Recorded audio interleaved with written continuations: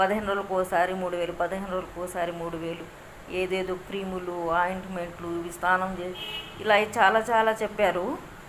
కాకపోతే నేను వాడాను.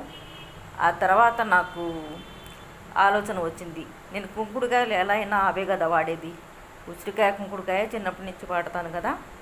ఇలా యాపాకు ఉసిరికాయ కలిపి హోమ్మేడ్ సోపు పసుపు వేసి తయారు చేసుకొని ఇలా వాడితే ఎలా ఉంటుందని వాడాను.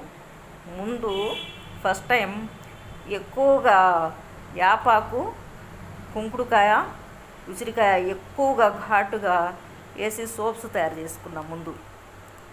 అవి వాడటం మొదలుపెట్టిన తర్వాత ఇదిగోండి ఆ బ్లాక్ ర్యాషెస్ అనేవి ఇలా పలచబడుతూ సారలుగా 2 సంవత్సరాల నుంచి వాడుతున్నాను ఫ్రెండ్స్.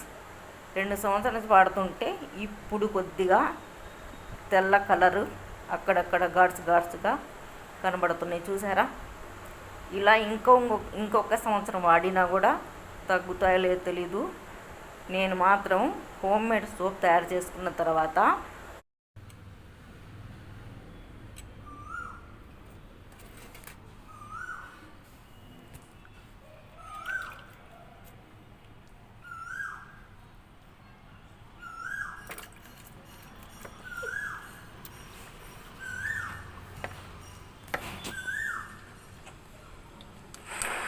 ఇదిగోండి చూడండి ఫ్రెండ్స్, మనం యాపాకు ఉసిరికాయ సోప్తో మనం వాష్ చేసుకుంటున్నాను నేను. దానివల్ల ఎంత ఉపయోగం ఉందో చూడండి. ఈ సోపులు వాడితే స్కిన్ ఎలర్జీలు, అట్టలా నల్లగా కట్టినవి కూడా కాళ్ళకు చక్కగా తెల్లగాను మెరుస్తూ ఉంటాయి. ఈ సోప్తో స్నానం చేస్తే మీరు కూడా ఇలా ప్రయత్నం చేయండి. జండ్ల ర్యాషెస్, ఘాట్స్ అన్నీ పోతాయి ఫ్రెండ్స్. దీనివల్ల మంచి ఉపయోగాలు ఉంటాయి. అందరూ వాడటానికి ఇష్టపడరు, ఎందుకంటే ఇది మంచి స్మెల్ ఉండదు, హోమ్మేడ్ సోప్ కాబట్టి. అది మట్టిపోయేది కూడా అర్థం కాదు. ఈ సోప్స్ అందరూ వాడటానికి ఇష్టపడరు ఫ్రెండ్స్.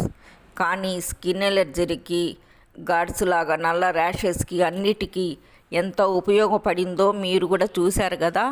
ఒక్కసారి ఈ వీడియో చూసి